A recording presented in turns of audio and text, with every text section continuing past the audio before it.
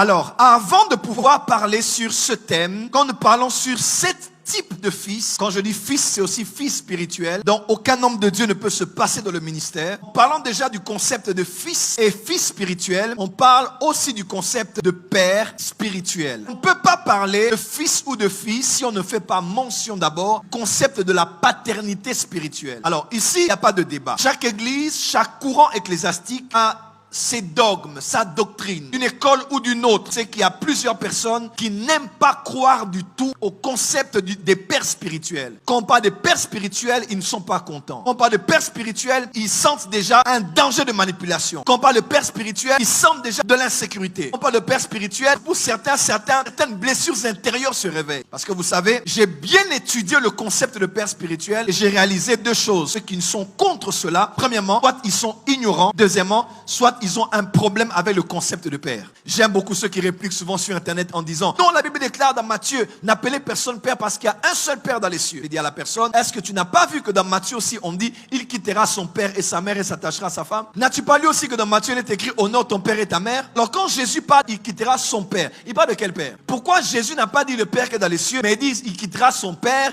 et sa mère » Pourquoi Jésus répète dans Matthieu, Exode en disant « Honore ton père et ta mère » Quand vous ne comprenez pas un verset, sortez un texte d'un contexte, vous en ferez un prétexte. Même Jésus qui a dit n'appeler personne père, appelez celui qui a engendré l'homme qui quitte son père et sa mère, le père. Le même Jésus a dit honore ton père et ta mère. Donc si vous ne comprenez pas un verset, et c'est le seul verset qu'ils ont pour justifier le fait qu'on doit appeler personne père, donc n'appelez pas votre père biologique père. Donc premièrement, nous appelons d'abord père et le Dieu créateur. C'est celui qui est assis sur son trône dans les cieux. C'est lui qu'on appelle père. Le mot père, c'est le mot Abba. Et Abba, ce n'est pas père en hébreu. Abba, c'est père en araméen. Ça veut dire source, fondation, fondateur, promoteur, inspirateur, producteur, socle, racine, base. Quand on parle de père, c'est en araméen Abba. Abba, père, c'est araméen. Amen, amen. Deuxièmement, celui qu'on appelle le père biologique. Honore ton père et ta mère. C'est celui de qui tu as été tiré. Celui qui t'a porté dans ses reins. Celui qui a déposé la sémence dans ta mère. Sémence qui a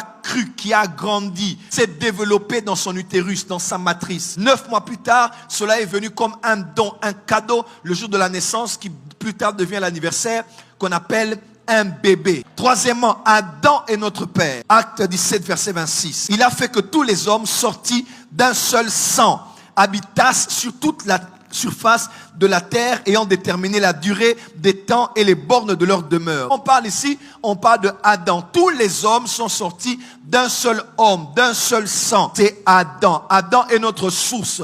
Adam est notre père. Quatrième, il y a aussi celui que nous appelons Abraham. Abraham est notre père. Romains 4, verset 13 à 21. Matthieu 3, verset 9, qui dit ne prétendez pas dire en vous-même, nous avons Abraham pour père. Les fondateurs de la nation juive, on les appelle aussi les pères. Acte 7, verset 32. Je suis le Dieu de tes pères, le Dieu d'Abraham, d'Isaac et de Jacob.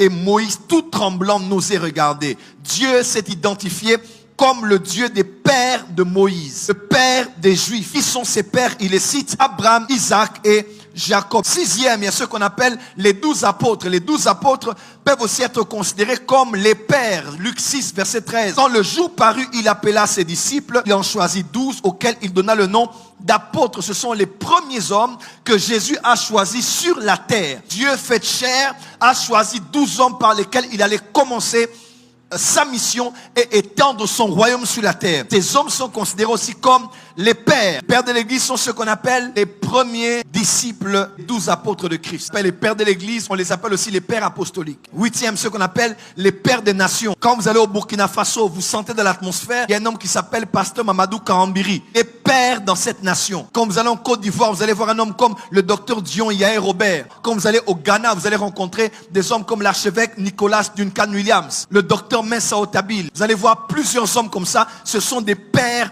dans la nation. Neuvièmement, il y a ce qu'on appelle les pères pionniers. Les pères pionniers sont les hommes qui ont commencé. Ce sont les initiateurs d'un domaine particulier, un mouvement, un message, d'une manière de faire les choses. Le couple Olang, ils sont les pères du mouvement du combat spirituel. Ils ne sont pas les premiers. Ils ont été baptisés par l'apôtre Paul Mutombo. Ce sont des pères. Ce sont les pionniers. Le mouvement du combat spirituel a été généralisé, promulgué par leur ministère. 10e point, ce qu'on appelle le père. Donc, tous ces hommes que j'ai cités, on peut les appeler des père. Pasteur Roland Dallot, c'est un père. Pankelani, c'est un père. Donc il y a plusieurs pères. Quand je les vois, je les appelle mon père. Notre père, mais c'est pas mon père spirituel. Parce que ce sont des pères, on peut les appeler aussi pères. Dixièmement, c'est ça, ce qu'on appelle le père de l'église locale. Donc quand vous avez un pasteur à la tête d'une église locale, il est d'office votre père. Parce qu'il est à la base de l'église. Et il y a aussi ce qu'on appelle le père spirituel. Le père spirituel, notez, un père spirituel ou le père spirituel est l'autorité principale que Dieu a établie dans votre vie. C'est celui qui vous couvre spirituellement. Il vous protège, il vous nourrit, il vous dirige, il vous accompagne, il vous discipline. Il forme Christ en vous. C'est le gardien de votre âme, comme le dit Hébreu. C'est l'autorité principale. Des hommes peuvent dire des choses sur moi. Des hommes peuvent apporter leur avis sur moi. Des hommes peuvent dire des choses que je veux faire. Mais il y a